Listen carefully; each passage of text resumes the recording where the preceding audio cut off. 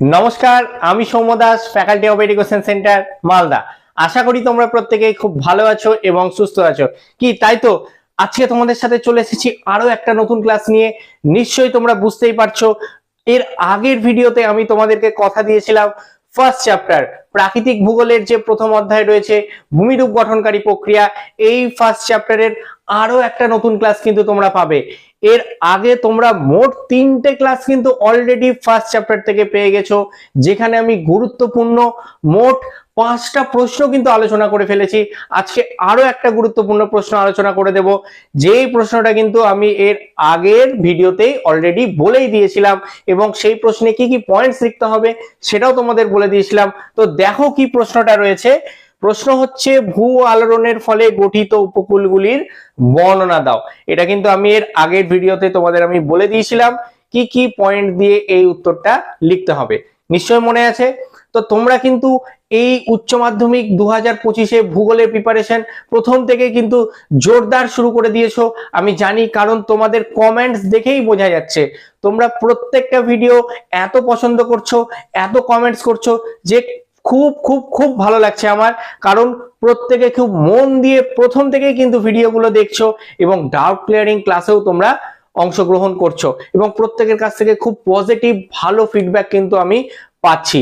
তো তোমাদেরকে বলবো, তোমরা ভূগোল বিষয়ের সাথে সাথে কিন্তু অন্যান্য বিষয় যেগুলো আমাদের এডুকেশন সেন্টারে পড়ানো হচ্ছে, বাংলা, ইতিহাস, এডুকেশন, রাষ্ট্রবিজ্ঞান, আর যা যা বিষয়গুলো রয়েছে, নতুন ভাবে তোমরা সংস্কৃত ক্লাস পাচ্ছ, ফিলোসফি ক্লাস পাচ্ছ, এই সাবজেক্টগুলো কিন্তু খুব ভালোভাবে করো এবং ভূগোল বিষয়ের ক্লাস তো তোমরা আমার সাথে করছোই, তাই তো। তো যারা এখনো ভাবছো আমাদের সাথে যুক্ত হবে, বিভিন্ন বিষয়ে নিয়ে আমাদের সাথে যুক্ত হবে, তাদেরকে বলে রাখি এই ভিডিওর ডেসক্রিপশন বক্সে এবং স্ক্রিনে দেখো একটি হোয়াটসঅ্যাপ নাম্বার দেওয়া আছে। এই হোয়াটসঅ্যাপ নাম্বারে তোমরা যোগাযোগ করে আমাদের সাথে কিন্তু সহজেই যুক্ত হয়ে যেতে পারো। এবং তোমরা যুক্ত হলে কি কি পাবে, প্রত্যেকটা ভিডিওতে আমি বলে থাকি তোমরা কিন্তু সপ্তাহে 2 দিন করে video class, doubt clearing class, MCQ, SAQ, বিগত 5 বছরের প্রশ্নপত্র, টেস্ট পেপার সলভ, সমস্ত কিছুই কিন্তু আস্তে আস্তে পেয়ে যাবে। এবং যেটা খুব গুরুত্বপূর্ণ, মক টেস্ট এবং চ্যাপ্টার ভিত্তিক তোমাদের কিন্তু পরীক্ষা নেওয়া হবে। যেমন ঠিক এই 2 থেকে 3 দিন আগেই কিন্তু আমি তোমাদের পড়া নিয়েছি। যারা আমার সাথে যুক্ত রয়েছে ভূগোল বিষয়ের সাথে, তোমাদের কিন্তু ভূগোল বিষয়ের ফার্স্ট চ্যাপ্টারের কিছুটা অংশ কিন্তু পড়া দেওয়াও কমপ্লিট হয়ে গেছে। কি তাই তো? তো যারা এখনো ভাবছো যে যুক্ত হব কি হব না, আর মনে কোনো সংশয় না রেখে অবশ্যই আমাদের এই নাম্বারে ডেসক্রিপশন বক্সে যে নাম্বার দেওয়া আছে যোগাযোগ করে নাও। তোমাদেরকে জানিয়ে দেওয়া হবে যে তোমরা কিভাবে আমাদের সাথে যুক্ত হতে পারবে, ঠিক আছে। তো আমি অলরেডি কিন্তু প্রশ্ন বলেই দিয়েছি যে কোন প্রশ্ন নিয়ে আজকে আলোচনা করব। এইটাই কিন্তু তোমাদের কি এই ফার্স্ট চ্যাপ্টারের লাস্ট ক্লাস হবে, ঠিক আছে। মানে লাস্ট ক্লাস কিন্তু এটাই, এই ভিডিওটাই তোমাদের লাস্ট ফার্স্ট চ্যাপ্টারের জন্য হতে যাচ্ছে, ঠিক আছে। তাহলে কিন্তু আমাদের টোটাল ফার্স্ট চ্যাপ্টার কমপ্লিট বোঝা গেল। টোটাল ফার্স্ট চ্যাপ্টার কিন্তু কমপ্লিট হয়ে যাচ্ছে এই ভিডিওটা দিয়ে। তো আজকে আমরা পড়ব বিভিন্ন ধরনের উপকূল সম্পর্কে যেগুলো ভূ আলোড়নের ফলে সৃষ্টি হচ্ছে। অলরেডি আমি লিখেই রেখেছি পয়েন্টগুলো যেগুলো ভূ আলোড়নের ফলে আমরা উপকূলগুলো সৃষ্টি হতে দেখি। এইবার বিষয় হচ্ছে আমরা এই যে প্রশ্নটা রয়েছে এটাকে কিভাবে লিখবো, কিভাবে গুছিয়ে লিখলে আমরা ফুল মার্কস পাবো। মানে এটাতে পরীক্ষাতে 3ও থাকতে পারে, 4ও কিন্তু থাকতে পারে। তাহলে আমাদেরকে খুব সুন্দরভাবে উত্তরটা লিখতে হবে।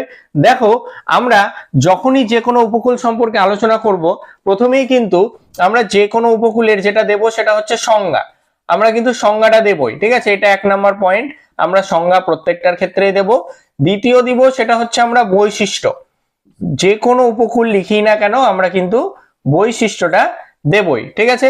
আরেকটা কি দেব, লাস্ট হচ্ছে আমরা উদাহরণ দেব। এই যে প্রত্যেকটা উপকূল রয়েছে, উত্থিত উপকূল, নিমজ্জিত উপকূল, প্রত্যেকটা উপকূলের কিন্তু আমরা উদাহরণ বা এক্সাম্পল অবশ্যই দেব।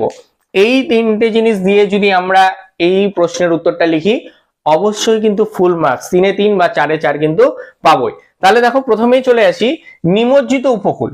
নিমজ্জিত উপকূল আমরা কাকে বলবো? দেখো, কথাটার মধ্যেই আছে নিমজ্জন, ঠিক আছে। মানে নিমজ্জন থেকে আমাদের নিমজ্জিত বিষয়টা এসেছে। যদি আমরা দেখি যে হঠাৎ কোনো একটা কারণে, কোনো একটা এমন কারণ ঘটলো যাতে সমুদ্র পৃষ্ঠের উত্থান হয়, যাতে সমুদ্রপৃষ্ঠের কি হচ্ছে, উত্থান ঘটছে। যদি সমুদ্রপৃষ্ঠের উত্থান ঘটে তাহলে কি হবে?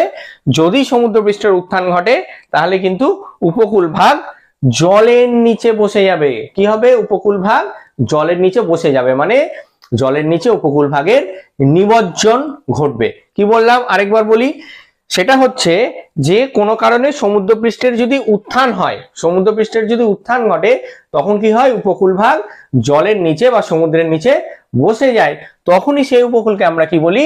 নিমজ্জিত উপকূল বলি। আশা করি সংজ্ঞাটা বুঝতে পেরেছো। তাহলে এর বৈশিষ্ট্য আমরা কি লিখবো? দেখো তোমরা নোটসে অনেক কটা বৈশিষ্ট্যই পাবে, আমি ভিডিওতে একটা করে বৈশিষ্ট্য বলবো, কেমন? তাহলে নিমজ্জিত উপকূলের একটা বৈশিষ্ট্য আমরা এটাই লিখতে পারি যে উপকূলের কাছে আমরা অনেক দ্বীপ এবং দ্বীপপুঞ্জ লক্ষ্য করি। ঠিক আছে, দ্বীপ বা দ্বীপপুঞ্জ এগুলো আমরা কোথায় লক্ষ্য করি? এই নিমজ্জিত উপকূলের কাছে আমরা বিভিন্ন ধরনের দ্বীপ বা দ্বীপপুঞ্জ যেগুলো কি করি? লক্ষ্য করতে পারি। ঠিক আছে, তাহলে এটা একটা নিমজ্জিত উপকূলের বৈশিষ্ট্যের মধ্যে পড়লো। আর উদাহরণ হিসাবে কি লিখবো? নিমজ্জিত উপকূলের উদাহরণ হিসাবে লিখবো ভারতের যে কঙ্কন উপকূল। ভালোভাবে মাথায় রাখবে, ভারতের যে কঙ্কন উপকূল রয়েছে সেটাই কিন্তু আমাদের এই নিমজ্জিত উপকূলের উদাহরণ। তাহলে কোন উপকূল বললাম? কঙ্কন উপকূল লিখে দিলাম, কেমন? ভারতের কঙ্কন উপকূল হচ্ছে নিমজ্জিত উপকূলের উদাহরণ।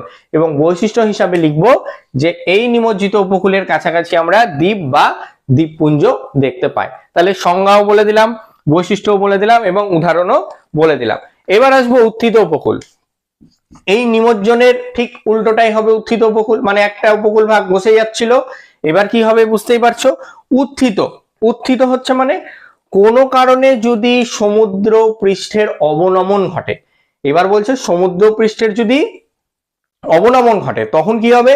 সমুদ্র পৃষ্ঠের অবনমন ঘটলে ভূ আলোড়নের ফলে উপকূল ভাগ সমুদ্র যে তল রয়েছে বা সমুদ্র জলের যে তলা সেখান থেকে যদি জেগে ওঠে, মানে উপরের দিকে যদি উঠে যায়, উত্থান ঘটে, তখনই সেই ধরনের উপকূলকে আমরা বলবো কি? উত্থিত উপকূল। তাহলে ঠিক নিমজ্জনের উল্টোটাই হচ্ছে আমাদের উত্থিত উপকূল বা নিমজ্জিত উপকূলের উল্টো অংশটাকেই আমরা বলবো উত্থিত উপকূল। মানে এখানে হচ্ছে আমাদের সমুদ্র পৃষ্ঠের যদি অবনমন হয়, সমুদ্র পৃষ্ঠের কি বললাম? যদি অবনমন হয়। আর এখানে কি বলছিলাম? নিমজ্জিত উপকূলে যদি সমুদ্র পৃষ্ঠের উত্থান হয়। এটা উত্থান হলে হবে, আর এটা কি হবে? সমুদ্র পৃষ্ঠের যদি অবনমন ঘটে তখন কি হয়? সমুদ্র জলের তলা থেকে জেগে উঠছে। কি জেগে উঠছে? সমুদ্র তলের জায়গা থেকে বা তলা থেকে উপকূল ভাগটা জেগে উঠছে। যেহেতু উপরের দিকে জেগে উঠছে বা উত্থান ঘটছে, তখনই সেই উপকূলকে আমরা বলছি উত্থিত উপকূল। তাহলে এটা সংজ্ঞা হিসাবে আমরা লিখে দেবো। এবার বৈশিষ্ট্যতে কি লিখবো? আমরা উত্থিত উপকূলের বৈশিষ্ট্যতে দেখো এটাই লিখবো যে এই উপকূলটা ভগ্ন নয়, ভগ্ন উপকূল হয় না, এবং এর গভীরতা কি হয়? গভীরতা যথেষ্টই কম হয়। উত্থিত উপকূলের গভীরতা কি হয়? যথেষ্টই কম হয় এবং ভগ্ন হয় না। এবং আরো একটা লিখতে পারি যে এই উপকূলের কাছে আমরা খুব একটা বেশি দ্বীপ বা দ্বীপপুঞ্জ এগুলো লক্ষ্য করি না। যেটা আমরা নিমজ্জিত উপকূলে লক্ষ্য করছিলাম, উপকূলের কাছাকাছি দ্বীপ এবং দ্বীপপুঞ্জ দুটোই দেখা যাচ্ছিল, কিন্তু উত্থিত উপকূলের ক্ষেত্রে উপকূলের কাছাকাছি দ্বীপ বা দ্বীপপুঞ্জ খুব একটা বেশি আমরা লক্ষ্য করি না। ঠিক আছে, মানে দ্বীপের সংখ্যা কম হয়। এবার আসবো উদাহরণ। উত্থিত উপকূলের উদাহরণ কি? উত্থিত উপকূলের উদাহরণ কিন্তু আমরা এইভাবে লিখবো যে কৃষ্ণা নদীর বদ্বীপ থেকে শুরু করে, একদম কৃষ্ণা নদীর যে বদ্বীপ সেখান থেকে শুরু করে একদম কন্যাকুমারিকা পর্যন্ত, পুরোপুরি কন্যাকুমারিকা পর্যন্ত করমণ্ডল উপকূল, আমরা নাম শুনেছি নিশ্চয়ই করমণ্ডল উপকূল। এই করমণ্ডল উপকূলই হচ্ছে কার উদাহরণ? উত্থিত উপকূলের উদাহরণ। তাহলে কোথা থেকে শুরু হলো?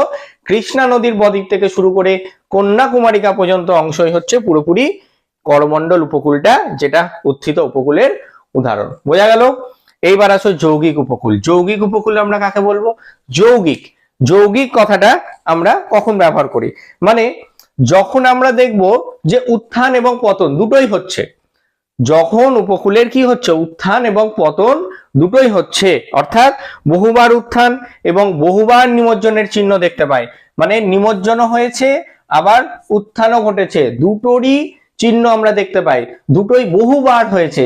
বহুবার হওয়ার জন্যই এই উপকূলকে আমরা কি বলছি?